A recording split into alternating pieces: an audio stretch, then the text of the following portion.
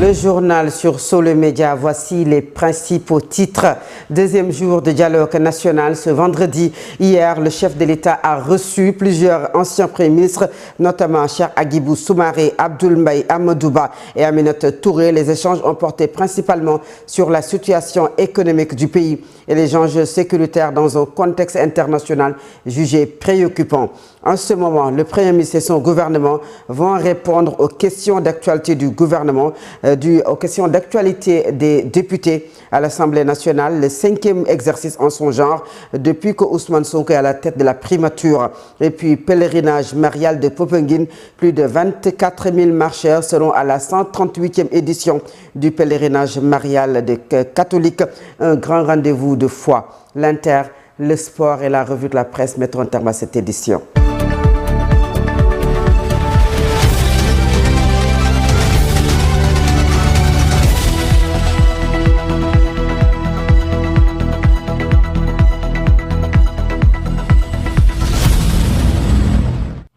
Le président Bassirou Diomaye Faye a lancé hier au Palais de la République le premier cycle des consultations entrant dans le cadre de la journée nationale du dialogue.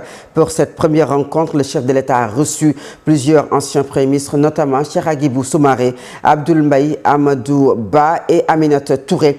Les échanges ont porté principalement sur la situation économique du pays et les enjeux sécuritaires dans un contexte international jugé préoccupant. Les anciens chefs de gouvernement ont salué cette initiative de concertation engagée par le président de la République. Toutefois, l'absence d'Idrissa Seck parmi les personnalités reçues a suscité des interrogations dans les milieux politiques, relançant ainsi le débat sur l'inclusivité des prochaines étapes du dialogue national. Et le dialogue national initié par le président Bassirou Diomaye Faye continue toujours de susciter débats et interrogations au sein de la classe politique sénégalaise après le refus de participation de plusieurs acteurs majeurs comme Idrissa Seck, l'APR et le Front pour la défense de la démocratie et de la République.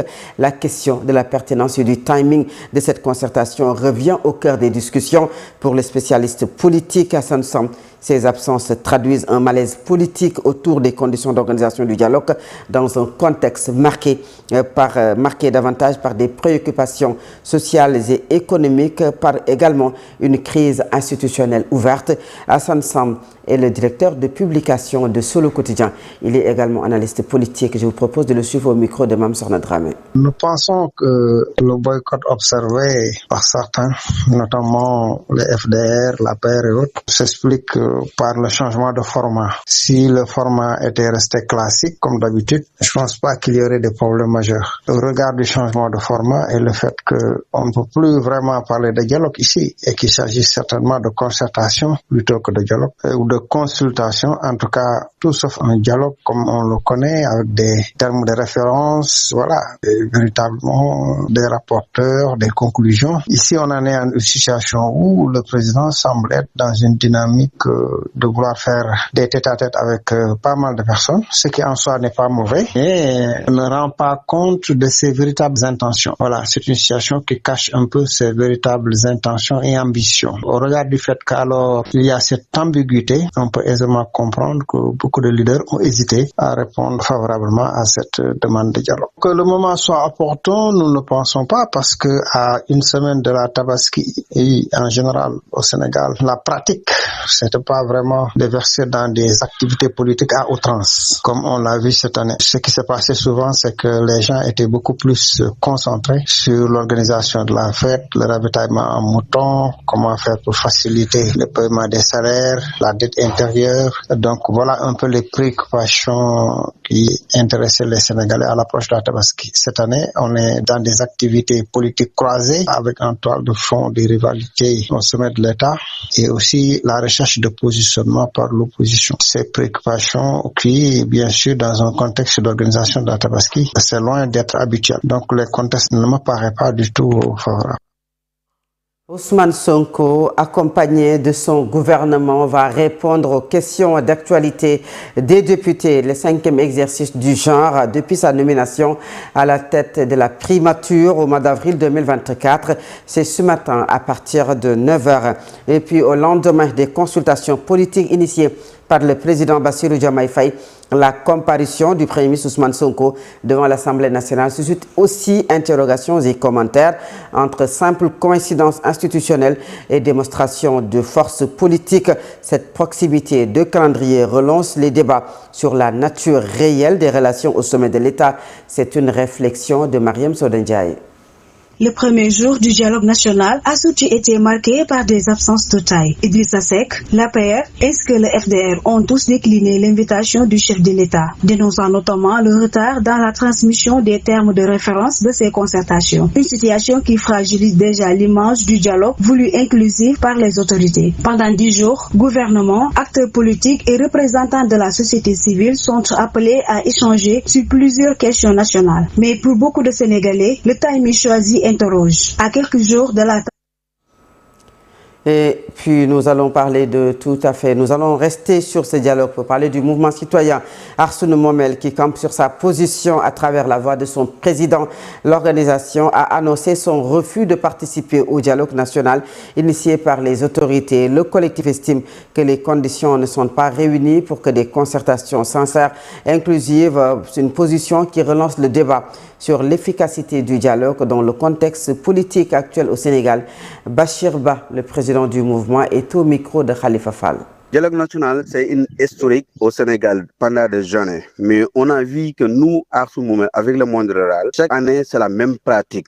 C'est une historique ici. Maintenant, il y a un problème sur le contenu. Pour nous, l'essentiel, c'est pas le dialogue pratique comme les anciens présidents, chaque fois, faire dialogue politique.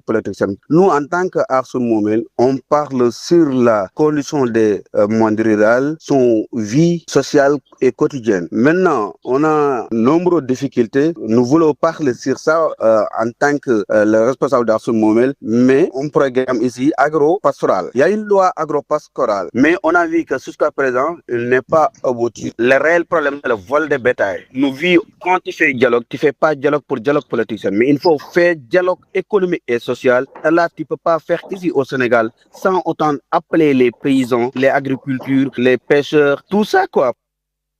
Parlons de tout à fait autre chose. L'occupation anarchique est un phénomène fréquent au Sénégal, poussé par l'exode rural et l'informel.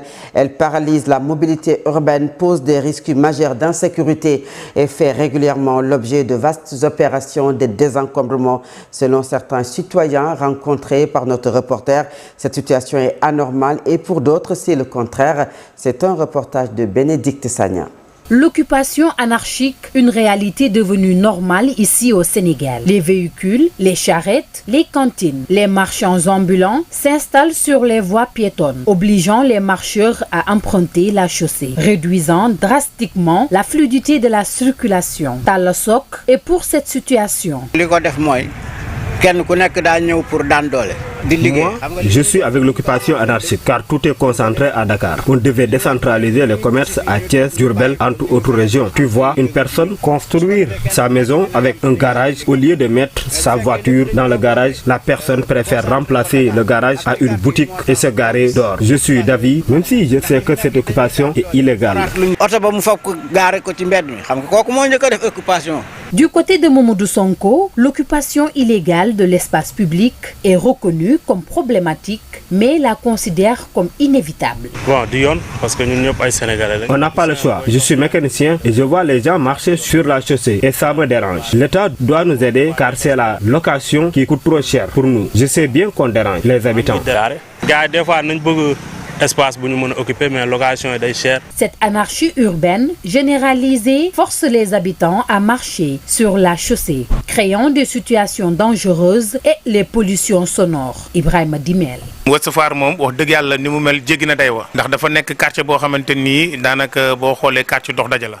Foire, la situation fait peur. Nous sommes partis voir la municipalité. Des fois, on obtient gain de cause, comme des fois, elle fait la sourde oreille. Des fois, il y a des déguerpissements collectifs. En tout cas, nous, les habitants, nous souffrons. Nous avons besoin d'un bon cadre de vie pour mieux vivre en harmonie.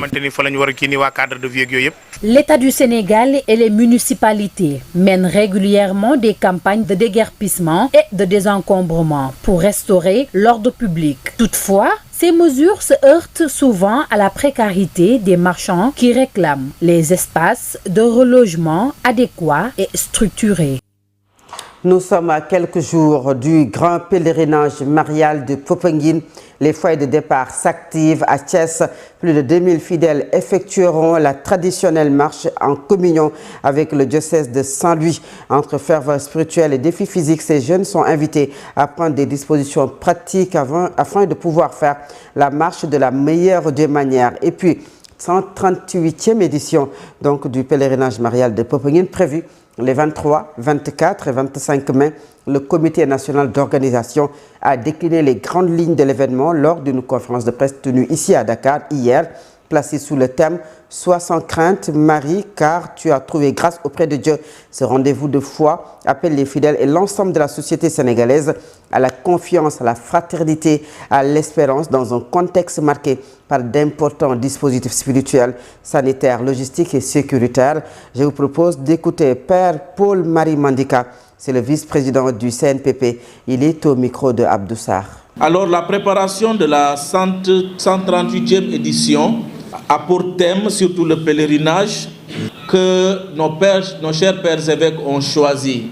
Sois sans crainte, Marie, car tu as trouvé grâce auprès de Dieu. Alors, en cette année, c'est le diocèse de Ziguinchor qui est à l'honneur. Nous savons que cette région aussi a besoin de la paix. Tant d'hommes et de femmes ne dorment pas à cause de tout ce que traverse cette région depuis de longues années.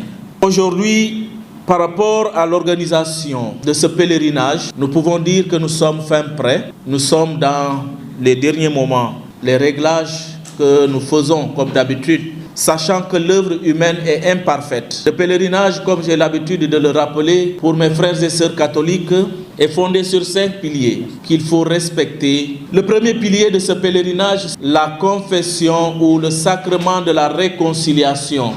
Le deuxième pilier, nous ne pouvons pas aller à Popenguine sans participer à une célébration eucharistique. Le troisième pilier, c'est le cœur à cœur que nous devons vivre dans ce lieu avec notre Seigneur. Le quatrième pilier, c'est le rosaire. Et le dernier pilier, après la confession, la messe vécue, le cœur à cœur avec Dieu, la prière devant la grotte.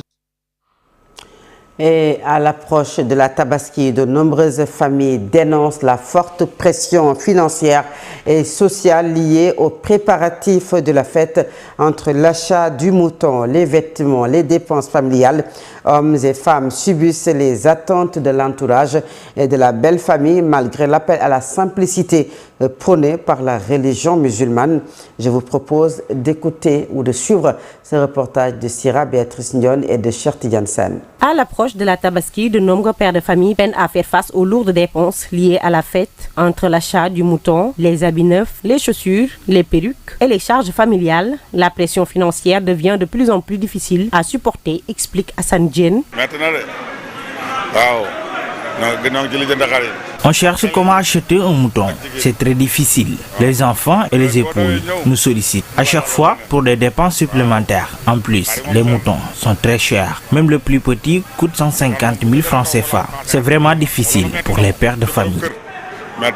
Derrière les moutons exposés dans les marchés et les préparatifs festifs, plusieurs foyers vivent une véritable pression sociale et économique. Alsan pointe notamment du doigt les exigences de la nouvelle génération qui, selon lui, accentue davantage cette course aux apparences.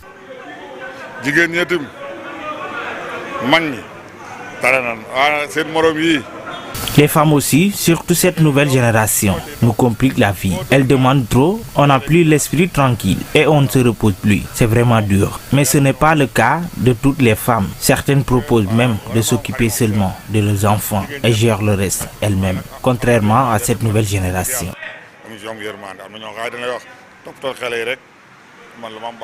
De son côté, Gakou estime que certaines femmes poussent parfois leurs époux à des dépenses excessives, alors que, rappelle-t-il, la religion a déjà simplifié les choses.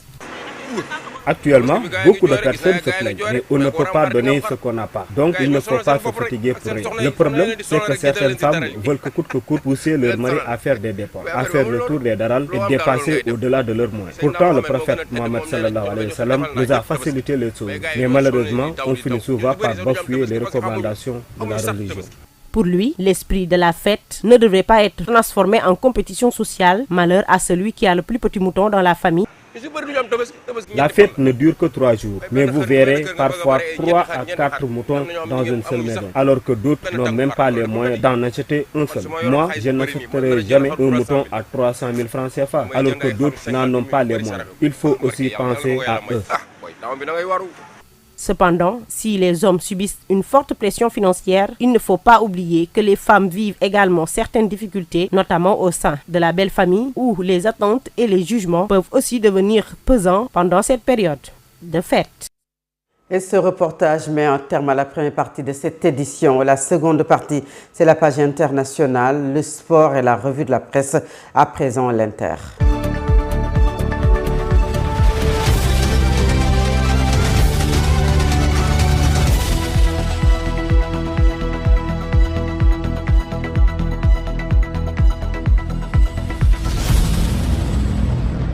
Les ministres des Affaires étrangères des 32 pays de l'Alliance Atlantique sont réunis ce jeudi 21 et vont se réunir aujourd'hui également à Helsingborg, c'est dans le sud de la Suède. Cette réunion devait à l'origine être consacrée à la préparation du sommet de l'OTAN début juillet en Turquie, mais la guerre au Moyen-Orient s'invite en force et promet des débats tendus au vu des remarques de Marco Rubio, le ministre américain, selon qui les pays de l'OTAN refusent de faire quoi que ce soit à leur refus de s'impliquer dans sa guerre contre l'Iran. Sont ensuite venus s'ajouter le refus espagnol de laisser les bombardiers de l'US Air Force en route pour le Moyen-Orient faire escale sur son sol, puis les remarques du chancelier allemand affirmant que l'Iran humiliait les États-Unis.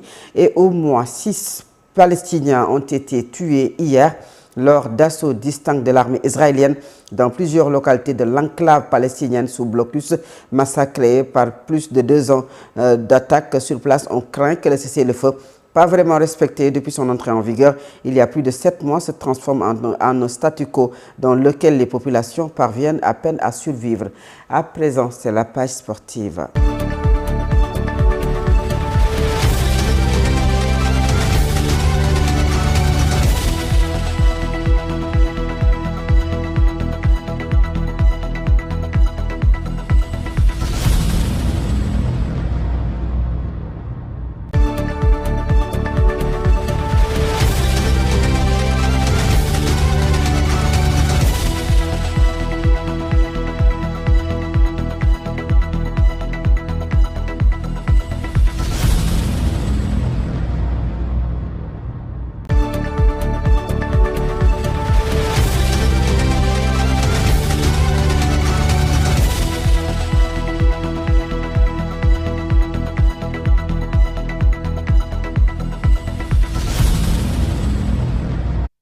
Le matin, c'est l'affaire de Lamine Senghor. Bonjour. Merci. Bonjour à vous, Fatou Abdiaye. Bonjour à toutes et à tous. Nous parlerons également donc de cette liste de Pape Thiaw. Mais avant de parler de cette liste, parlons d'abord de la lutte sénégalaise qui est le combat national, bien entendu, ou le sport national.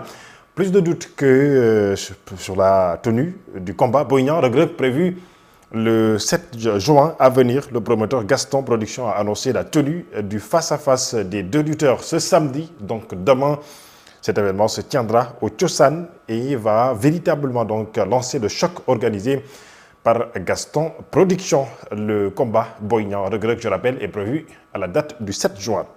Et cette fois-ci, nous parlons de la liste de Pape Thiaw, vous le savez, qui a été donc publiée hier, une liste de 28 joueurs, dont 2 quitteront la tanière avant le début de la Coupe du Monde à venir, bien entendu.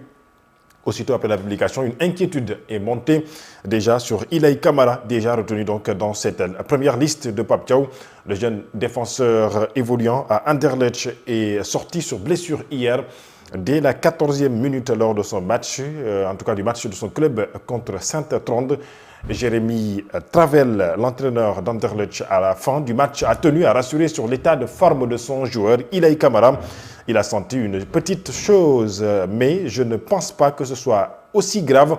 C'est plus la précaution. Il n'a pas voulu prendre des risques. On sait très bien qu'il a eu des blessures similaires. Dès qu'il a senti quelque chose, il a dit stop. Il ne fallait pas risquer. Je ne pense pas que cela puisse sérieusement être donc un pont ou en danger, mettre donc en danger sa Coupe du Monde, a laissé entendre le coach de Anderlecht, coach du jeune Sénégalais.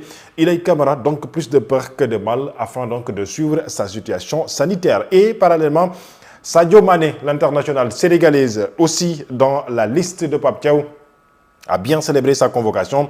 La star sénégalaise en partance pour participer à sa deuxième Coupe du Monde, puisqu'on se rappelle, lors de la Coupe du Monde 2018, oui, Sadio Mané était avec l'équipe nationale du Sénégal. Et lors de la Coupe du Monde Qatar 2022, il était donc blessé. Rappelez-vous, quand il parlait, disait que j'étais un niancho, je bois de l'eau de coco, je ne pourrais pas manquer cette Coupe du Monde 2022 au Qatar. Finalement, Sadio n'était pas parti donc à cette Coupe du Monde. Donc, cette Coupe du Monde 2026 sera la deuxième Coupe du Monde, en tout cas sous, dirait-on, de sa carrière. Sadio Mané a remporté le championnat d'Arabie Saoudite hier avec son club Al Nassr, son premier depuis son arrivée dans ce club. Eh bien, nous parlons de cette liste Pape Thiaw, finalement, qui a été donc dévoilée. Le regroupement va démarrer pour certains joueurs en début de semaine au Sénégal, en attendant donc l'arrivée des autres ou bien qui vont rejoindre la tanière. Puis la réception du drapeau national dans 5 jours, mercredi prochain, le 26, des mains du président de la République, son Excellence Bassirou Diomaye Faye. L'équipe va s'envoler le lendemain, donc le 27, en direction des États-Unis, où les Lions vont peaufiner leur préparation pour la Coupe du Monde 2026. 2 matchs amicaux au menu. Le Sénégal jouera contre les États-Unis le 31 mai à Charlotte, en Caroline du Nord. Puis les Lions du Sénégal défieront l'équipe de l'Arabie Saoudite le 9 juin. 2 jours avant le début de la Coupe du Monde à San Antonio, au Texas. Eh bien, pour finir cette page sportive, sachez que l'avant-dernière journée de la Ligue 2 a débuté hier. Je reviendrai sur les résultats. Et aujourd'hui, c'est place donc à la Ligue 11 sénégalaise. Si Teungueth FC gagne aujourd'hui, eh bien, Fatou Abdou, déjà, Teungueth sera champion du Sénégal. Est-ce qu'il va gagner ou pas? Le verdict, c'est dans l'après-midi. Merci beaucoup Lamine Senghor et nous restons bien sûr avec vous pour le dernier point de cette édition et c'est la revue de la presse. Bonjour, les entretiens du président Bassirou Diomaye Faye avec les anciens premiers ministres font l'actualité ce vendredi. Son Excellence, le président Bassirou Diomaye Diakhar Faye, a officiellement ouvert le premier cycle des consultations de la journée du dialogue national hier jeudi. Il a choisi de consacrer cette première journée à l'écoute exclusive de hautes personnalités ayant exercé les fonctions de chef de gouvernement, Agibou Soumaré, Abdoul Mbaye, Amadou Ba et Aminata Touré. Et dans l'après-midi, le président a également reçu Maître Sidiki Kaba ainsi que Mamadou Lamine Loum, qui a été le dernier Premier ministre sous l'ère Abdou Diouf. Ils ont discuté ensemble sur la trajectoire économique du Sénégal, la situation sécuritaire nationale, le tout face à un contexte international particulièrement exigeant. Les dessous de l'audience entre le président Bassirou Diomaye Faye et 4 ex-premiers ministres affichent sur le quotidien. Audience avec les premiers ministres, Diomaye dialogue avec les ex. Selon le quotidien, Cheikh Hadjibou Soumaré a ouvert le bal, ensuite Mimi Touré, puis Amadou Ba, Sidiki Kaba. Dans l'après-midi, tout ce qui renforce la cohésion nationale nous intéresse, a-t-il dit Abdoul Mbaye à sa sortie. Le Sénégal a besoin de ce dialogue très sincèrement. Souleymane Ndéné Ndiaye sera reçu ce vendredi. À noter également l'absence annoncée de Idrissa Seck, le leader du parti Rewmi, qui a décidé de ne pas répondre à cet appel du président Bassirou Diomaye Faye. Diomaye Faye dialogue avec la primature, renchérit Sud Quotidien. 6 anciens premiers ministres répondent à l'appel du chef de l'État au premier jour des concertations. Donc hier jeudi, seul Idrissa Seck a décliné l'invitation du chef. Abdoul Mbaye, Aminata Touré, Amadou Ba, Sidiki Kaba et Mamadou Lamine Loum ont tous eu des tête-à-tête avec le chef de l'État, Bassirou Diomaye Faye. Des échanges autour des urgences